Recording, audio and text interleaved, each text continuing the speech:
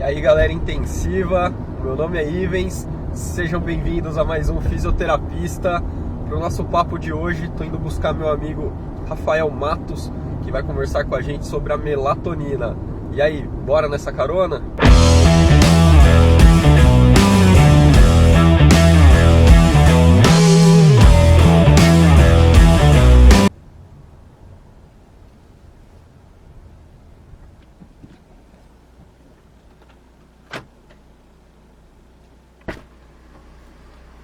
Fala, mestre. Grande Ivens. Fala, Rafa. Como vai, meu amigo? Tô Quanto bom. tempo? Você tá bem? E aí, mano? Tudo certo? Tudo tranquilo e você? Graças a Deus, tudo firme. Valeu, cara, por ter aceito aí o convite. Imagina, é um prazer, meu. Tá aí com a gente, ó. Se apresenta aí pra galera. Fala, pessoal. Meu nome é Rafael.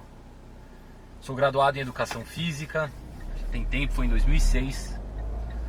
Depois fiz algumas especializações. Em uma delas tive a honra de conhecer o Ivens, estudamos juntos uma especialização em Fisiologia do Exercício. E aí posteriormente fiz um mestrado e doutorado na USP na área de Neurofisiologia e Neuroendocrinologia. Hoje sou docente, dou aula em faculdade, dou aula em 3 faculdades, obviamente na área da saúde. E é isso, acho que é isso, né? Bom demais, hein? Cara, seguinte, então hoje nós vamos falar sobre melatonina. Melatonina, né? É isso? É isso. Da onde que surgiu a melatonina pra você? Vamos lá. Bom, no mestrado e no doutorado, o meu principal objeto de estudo foi a melatonina. Né? Por ser educador físico, no mestrado eu trabalhei com exercício físico, mas o grande objeto de estudo envolvia a melatonina. No doutorado com diabetes e tal, mas sempre questões atreladas à melatonina. E aí... O laboratório lá, na verdade, o laboratório da USP que eu tive o prazer de fazer parte, talvez seja o maior ou um dos maiores centros de pesquisa de melatonina do país. Sim, com certeza. Então, foi daí que surgiu o interesse e a investigação pelo assunto. É bom só pra gente falar, porque às vezes a galera não associa muito, né? O que tem a ver o educador físico. Sim, é verdade. Com a melatonina, é né? verdade. Tipo, da onde que veio isso, né, meu? Por que o cara foi atrás disso? E pra gente começar então, já conta aí pra gente o que é a melatonina. Bom, vamos lá então. O princípio, meu querido, é que a galera entenda o seguinte. Pelo fato, principalmente no exterior, né, nos Estados Unidos, por exemplo, da melatonina ser vendida em prateleiras, muita gente acha, erroneamente, que a melatonina é uma espécie de suplemento alimentar. Uma vitamina, por exemplo. E é um conceito completamente equivocado. A melatonina, na verdade, ela é um hormônio. É um hormônio. Então, obviamente, ela tem ações múltiplas nos mais variados sistemas fisiológicos. Então, tem que se ter cuidado ao se administrar melatonina. Não é como uma vitamina C, por exemplo. E acho que quem talvez conheça a melatonina como realmente um hormônio, associa a melatonina ao hormônio do sono. Esse é um outro conceito ligeiramente equivocado e muito interessante. Mito ou verdade? Então, veja bem. O que acontece? Se você me perguntar, é um hormônio do sono ou não? Para ser objetivo, eu diria que não. Por quê? A melatonina, na verdade, ela é secretada no período noturno. Isso em todas as espécies, porque a melatonina não existe só no ser humano. Todos os animais aí das mais variadas escalas filogenéticas secretam melatonina. E em todas as espécies, a melatonina é secretada no período escuro. Portanto, um preceito básico para que a melatonina seja secretada é a ausência de luz. Isso na espécie humana coincide com o nosso período de repouso. Então atrelou-se, se rotulou a melatonina, na verdade, como hormônio do sono pelo fato dela ser secretada à noite e, consequentemente, esse ser o nosso período de repouso. Entretanto, vou dar o exemplo de ratos, por exemplo, roedores num contexto geral, né? São animais de atividade noturna, sabidamente de atividade noturna. E eles secretam melatonina à noite, no período escuro. Ou seja, eles secretam melatonina pré-surto de atividade. Então, não se pode colocar a melatonina como um hormônio do sono. Só esse rótulo é equivocado. Na verdade, o conceito mais adequado talvez seria que ela é um marcador de ritmos biológicos. Ou seja, trocando em miúdos, ela sinaliza para o organismo quando é noite e quando é dia. Perfeito. Não necessariamente ela é um indutor do sono. Você me corta porque eu falo demais, meu filho, eu sou tagarela. Tá certo. E aí talvez isso, a função dela talvez esteja mais atrelada à espécie em si. Então, o que acontece é o seguinte, na verdade na espécie humana o que nós temos é que, de fato, a melatonina, ela contribui para a correta arquitetura do sono, né? Acho que todos já viram que o sono não é como um interruptor, né? Você está acordado ou está dormindo. O sono tem estágios, tem fases. E nós passamos por essas fases algumas vezes ao longo da noite. E a melatonina colabora para que nós tenhamos essa correta arquitetura do sono.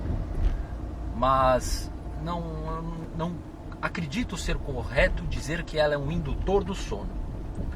Então ela colabora de fato para um sono de qualidade na espécie humana. Mas rotulá-la assim é simplificar demais a ação chamada pleiotrópica da melatonina, que é atuar nos mais diversos sistemas corpóreos e por aí vai. Nunca é bom generalizar, né? Não, de forma alguma. É bom alguma. a gente especificar para cada Exatamente. espécie, em cada momento aí aqui, que talvez seja o mais correto, né? Exatamente. Se você me permite um parênteses, meu querido, veja que interessante, o que a nossa sociedade vive hoje, né? Eu disse há alguns minutos atrás que a melatonina é secretada na ausência de luz. Esse é um preceito básico. A melatonina é secretada no escuro. E a invenção da luz elétrica, a sociedade como nós temos hoje, data de pouco mais de um século para cá. De forma que eu posso afirmar que eu, que você, que a galera que está assistindo esse vídeo, que muitos não produzem melatonina adequadamente, para não dizer que não produzem nenhuma. Por quê? Porque nós somos iluminados à noite. E isso cursa com um problema muito bem descrito na literatura, que a nossa sociedade vive hoje, chamado de cronorruptura. Vem do inglês, é um termo que vem do inglês, chronodisruption. Ou seja, a nossa sociedade, num contexto óbvio, né, não tem os seus ritmos biológicos condizentes com o meio externo. Porque quem dita isso é a melatonina. Quando a melatonina está presente no nosso organismo, é noite. Quando ela está ausente, é dia. E os mais diferentes sistemas corpóreos se comportam de forma diferente de noite e de dia. Posso dar um exemplo, meu querido? Sensibilidade insulínica. Nós estamos sensíveis à ação da insulina durante o dia, porque é o período que a nossa espécie se alimenta, né? E nós somos ligeiramente resistentes à insulina à noite, porque teoricamente não deveríamos comer à noite. Então não tem lógica ter sensibilidade insulínica à noite, né? Ao não produzirmos melatonina adequadamente, em decorrência do fato citado anteriormente, aí da fotoilinação noturna, o que acontece? O nosso organismo não sabe como se comportar com relação ao meio externo. Isso envolve esse exemplo específico que eu dei, como de sensibilidade insulínica, mas diversos outros sistemas fisiológicos também penam, porque fica essa bagunça cronobiológica no nosso organismo. E às vezes, talvez a curto prazo não te acarrete grandes problemas, mas ao longo de uma vida exposto a toda essa disruptura... Exatamente. O que acontece é o seguinte, é difícil falar em males a curto prazo, né? Mas quando se fala em médio e longo prazo, o que nós observamos na literatura? Nós observamos o seguinte: o processo de cronorruptura, né, está diretamente relacionado a diversas doenças. Vou citar algumas. Cardiopatias, hipertensão arterial, está diretamente relacionado, tem artigos científicos no PubMed a dar com pau. Câncer. Problemas como o próprio diabetes, que eu dei o exemplo da sensibilidade insulínica. Então o diabetes está, né, a incidência alta de diabetes na nossa sociedade, no caso mais especificamente do tipo 2, que é aquele adquirido, ele está relacionado ao processo de cronorruptura. Então é um conjunto de doenças que, óbvio, não podemos dizer que a cronorruptura é a gênese de tudo, né? Não vamos fazer um terrorismo nesse sentido, mas ela participa de todo um contexto da nossa sociedade que colabora para que as pessoas adoeçam. Isso é importante a gente levantar isso, né? Porque passa muito despercebido. Sem dúvida. Né? Ó, estamos passando aqui em frente a um hospital agora. O Ivens, que acho que trabalhou muito tempo em hospital, não sei se ainda trabalha. Um serviço fundamental para a nossa sociedade que é o serviço de turno trocado, né? Então, enfermeiros, médicos, plantonistas que trabalham em turno trocado, porteiros de prédio, policiais, seguranças, enfim. Polícia reportada à frente. Falando neles, ó. Valeu, Waze. O que acontece? Essas pessoas que trabalham em turno trocado, né? Isso também é cientificamente comprovado, é muito bem descrito na literatura, com diversos estudos epidemiológicos. E esse pessoal é extremamente mais suscetível a essas doenças que nós comentamos do que um indivíduo que respeita a sua ritmicidade biológica, né? Então, toda essa bagunça biológica é promovida justamente pela não secreção adequada ou ausente de melatonina na nossa espécie. E aí eu me incluo nesse grupo porque eu não só trabalho tal como trabalho à noite. Então faço parte desse grupo. Mas a pessoa, meu querido, veja que curioso. A pessoa pode trabalhar no período adequado, né? Adequado no que diz respeito ao período de atividade da nossa espécie, mas se ela vai até 2, 3 da manhã com a TV de casa ligada, com a tela do celular ligado, com o iPad ligado, a incidência de luz sobre a retina sinaliza para algumas regiões do nosso cérebro que é dia. Porque afinal tem luz incidindo sobre a retina. O que o nosso organismo interpreta? É dia. Se é dia, não deve haver secreção de melatonina. E por isso que muitas vezes, mesmo pessoas que trabalham no horário adequado, né, no que diz respeito à ritmicidade da nossa espécie, elas não secretam melatonina. E consequentemente ficam suscetíveis a essas patologias, a essas doenças. Você falou uma coisa que eu ia te perguntar. Qual que era o meio de captação, o meio de entrada, o estímulo que o corpo capta para saber se tem luz ou não? Porque, por exemplo, o cara que está lá no quarto com a TV ligada, enquanto ele está de olho aberto, então ele está recebendo a luz, né, através da retina, e aí ele está sendo estimulado. A partir do momento que o cara fechou o olho e dormiu, ele para de ser estimulado por essa luz e aí consegue secretar então a melatonina ou não? Então, veja bem, depende do horário que isso acontece. Na nossa espécie, a síntese de melatonina, se o indivíduo a interrompe, ele está num ambiente escuro, adequado, à noite ele começa a secretar melatonina. Se ele é fotoiluminado, como se ele abre a geladeira à noite, por exemplo. Se ele tem alguma fração de segundos ali de luz, mas rapidamente aquilo cessa, ele não tem a sua síntese de melatonina comprometida de forma preponderante, né? Agora, se ele acorda no meio da noite e liga a TV e passa a assistir televisão, a síntese de melatonina é abolida. Então, qual que é a via de entrada, pegando o termo que você usou, para que nós tenhamos o start da via de síntese e secreção de melatonina? É a ausência de luz. A ausência de luz. E aí você pode me perguntar o seguinte, o pessoal que está assistindo: bom, mas você falou da luz elétrica que data de pouco tempo para cá, de fato, né? E o pessoal nos primórdios, ou nem nos primórdios, né? Há 2, 3 séculos atrás, o pessoal ficava à luz de velas, né? Coisas do gênero. Veja que interessante, meu querido. O espectro de luz, e aí é uma questão de física propriamente dita, né? O espectro de luz necessário para interromper a produção de melatonina é um espectro de luz contido na TV e aqui.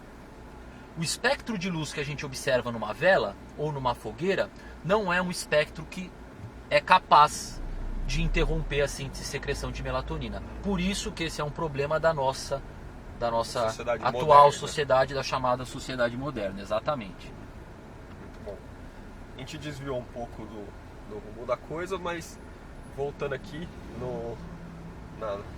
na história da coisa, você até comentou, né, que, por exemplo, nos Estados Unidos é muito comum a venda na prateleira, na farmácia, sem que você precise de uma prescrição, algo especial. Sim. Assim.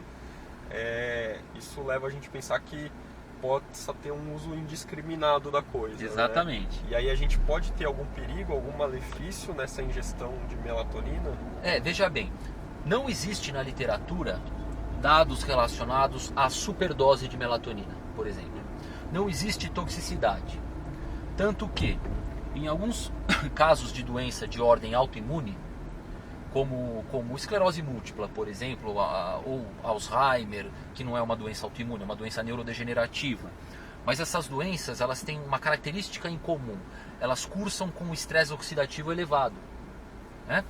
E a melatonina, ela é o antioxidante mais poderoso que se tem documentado. Do ponto de vista antioxidante, a capacidade dela inativar espécies reativas de oxigênio, ela é muito mais potente que a vitamina C e que a vitamina E, por exemplo. Então, quando nós secretamos melatonina adequadamente, o que nós temos no nosso organismo? Além de um hormônio que dita os ritmos biológicos, nós temos a presença de um agente que tem uma poderosa ação antioxidante. Quando nós não a temos, a gente fica suscetível, né, a essa elevação do estresse oxidativo. Essas doenças cursam com um estresse oxidativo sabidamente elevado. Voltando à questão da superdose, existem casos de doses cavalares de melatonina em tratamentos experimentais com esse nicho populacional. Indivíduos com Alzheimer, com esclerose múltipla, lateral amiotrófica, doses elevadíssimas. E não existe relato de superdose, de toxicidade. Qual que é o mal até então relatado, né, que a melatonina pode trazer a um indivíduo que a administra de forma inadequada? É o cara que toma melatonina durante o dia, por exemplo. Uma vez que ela é secretada na ausência de luz, no caso da nossa espécie, né, condizente com o nosso período de repouso, o indivíduo que a toma durante o dia, ele estará sinalizando para os seus sistemas fisiológicos que é noite. E causando uma bagunça da mesma magnitude, mas oposta. Então, talvez essa seja a grande questão que faz com que a Anvisa ainda não tenha liberado a venda de melatonina em farmácias, em prateleiras no nosso país, né? Ela pode ser manipulada através de prescrição médica, mas a venda em prateleiras, em farmácias, não é liberada. Talvez essa seja a questão preponderante. O risco do indivíduo fazer o uso no horário inadequado. Porque muita gente, meu querido, tem alguns esportes, por exemplo, o maratonista, por exemplo. Esse cara tem um estresse oxidativo gigante, né? E sendo ela um poderoso antioxidante, muita gente a administra na intenção de promover um combate a essas espécies reativas de oxigênio exacerbadas, ou até no que, hora ou outra, aí a gente escuta a chamada terapia anti-aging, anti-envelhecimento, né? Uma vez que as espécies reativas de oxigênio podem promover algumas questões como o envelhecimento precoce. Então, o grande risco, acho que o grande receio da Anvisa é a administração inadequada, visando essas questões, né? E promovendo, como eu disse, uma bagunça da mesma magnitude que a gente tem, só que uma bagunça oposta. Durante o dia você sinaliza para o organismo que é noite, quando existe melatonina nos líquidos corpóreos. E em termos de ciência, o que a gente tem aí de novidades que a ciência vem trazendo para a gente em relação à melatonina? Bom, aqui a gente tem coisas interessantíssimas, meu querido. Então, por exemplo, eu vou pegar a segunda principal causa de morte na humanidade, que é a neoplasia, que é câncer, né? Então, é a segunda, a primeira são as cardiopatias, né? Falando do ponto de vista estatístico. Existem diversos artigos lá no PubMed, para quem quiser dar uma olhada, colocando a melatonina, a suplementação de melatonina, melhor dizendo, como uma excelente terapia adjuvante para o câncer. Mama, próstata, cólon. Então, não como tratamento óbvio, né, de forma alguma, como tratamento de primeira linha, como como único exclusivamente Como a cura. na né? cura, como milagre, não. Como um excelente coadjuvante. Então tem trabalhos elegantíssimos no PubMed que mostram que a suplementação de melatonina, você pode até, eu mando para você, se deixa lá na descrição pra galera. A gente deixa aí na descrição alguns links aí para alguns trabalhos aí. A suplementação de melatonina, ela é capaz de otimizar a ação do agente quimioterápico e de promover, de amenizar, né, alguns males sabidamente causados pela droga quimioterápica. Então parece ser, segundo esses trabalhos, um adjuvante muito bom no tratamento de alguns tipos de neoplasia. Também no tratamento de hipertensão arterial. Então, a galera que estuda hipertensão arterial tal, sabe que à noite a gente tem aquele fenômeno chamado de dipping, né? Que é a queda da pressão arterial tal, enquanto a gente dorme. E muitas vezes a gente não vê esse fenômeno em diversos indivíduos justamente por causa do processo de cronorruptura. Então também tem trabalhos muito bacanas relacionando a melatonina ao problema de hipertensão arterial. E parece ser um adjuvante legal para alguns casos. Radar semafórico reportado à frente. São Paulo. Fora o trânsito, o Waze falando o óbvio. E outras doenças aí que a gente tem uso da melatonina aí. Um grande foco de pesquisa lá no laboratório que eu fiz parte era o diabetes. Era o diabetes do tipo 2. Então parece que a melatonina ela é secretada à noite, como dito anteriormente, né? E ela prepara as células do organismo para estarem sensíveis à insulina no dia seguinte. Então veja bem, não é a presença da melatonina naquele momento que sensibiliza o organismo à insulina. A melatonina naquele momento, ela avisa as células que quando ela sair de cena, o organismo deve estar sensível à insulina. Então tem trabalhos que mostram uma melhora da sensibilidade insulínica em animais, aqui no caso, alguns trabalhos do grupo, a melhora da sensibilidade insulínica em animais tratados, suplementados com melatonina. Isso é legal porque, por exemplo, na UTI, a gente vê que os pacientes, eles apresentam uma regulação inadequada dos níveis glicêmicos e muitas vezes mesmo resistência à insulina já ali na fase aguda já.